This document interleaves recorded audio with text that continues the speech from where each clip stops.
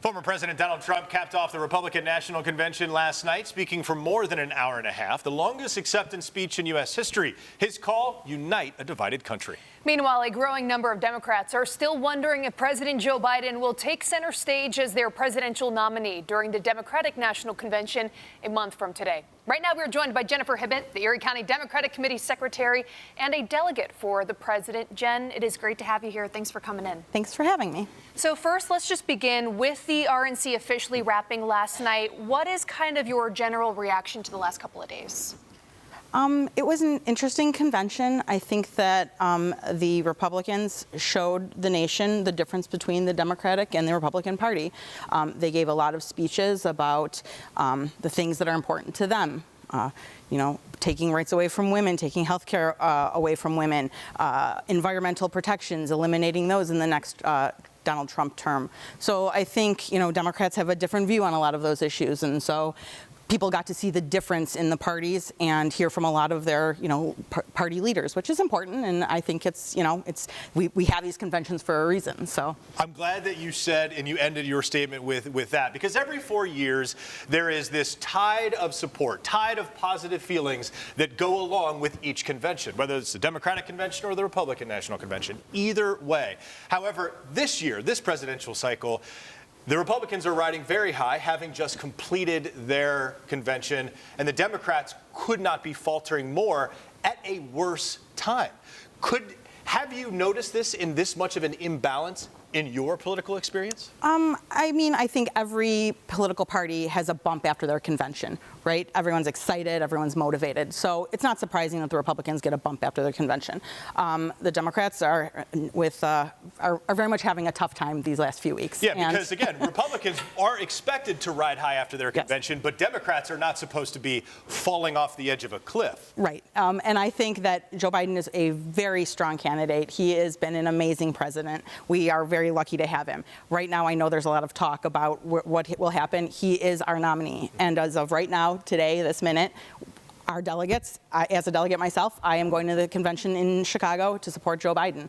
And I will continue to that until and if he makes a different decision. Do you think that there is time, if the Democrat Party decides, if Joe Biden himself decides to drop out of this race, and that's a big hypothetical, right? Very big if, a Capitol Hill size if. Do you think that there's enough time to actually turn this around if that is the move they make? Absolutely. Okay. Absolutely. The presidential campaign body is big. It is effective. And if something happens where we had to change course, we can do it. We have the issues on our side. I feel like Americans want a choice, and they have seen what Donald Trump has done. They've seen what Joe Biden has done, and they're going to get to make that decision in November. The Biden campaign has said that he will be back out on the campaign trail next week. Assuming he stays in the race, what do you believe are the things he needs to focus on right now to kind of garner in that support during this time of uncertainty? I think talking about what these Republicans talked about at the RNC, right? Counterbalancing that, talking about his accomplishments.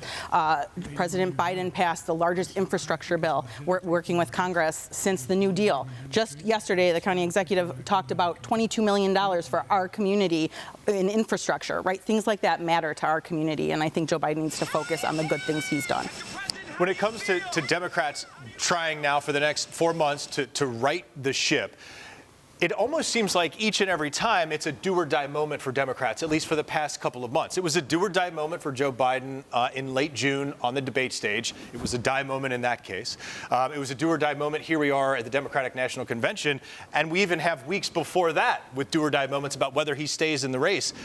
At what point does those do-or-die movements really start chipping away at the foundation of this campaign? It's hard to say. I think a lot of this insider political stuff, normal voters don't really care about. They care about the issues that impact their wallets, their homes, and their families. And so that's what matters to voters, this political nonsense and these parties and everything. I don't know that they pay that much attention to it. I hope they don't.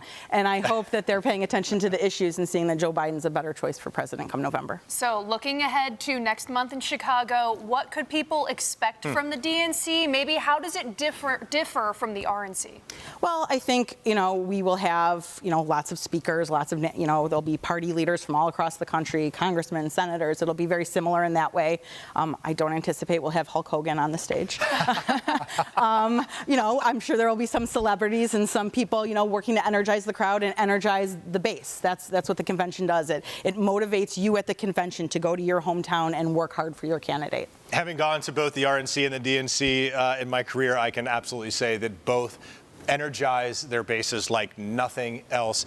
As we let you go here, I'm curious what you want to hear from Joe Biden. Last night we heard a message that was supposed to be from Donald Trump about uniting the country. Of course, there was a lot of divisiveness in that speech.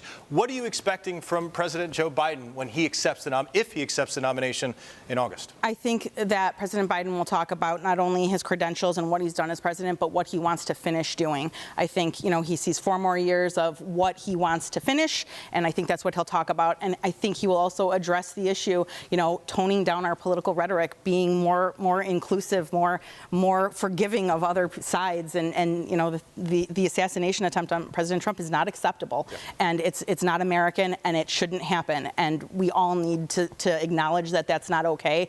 And I think President Biden will talk about that a lot. All right, Jennifer Hibbett, thank you so much for taking the time this afternoon to come in and talk with us. Thank you so much for having me.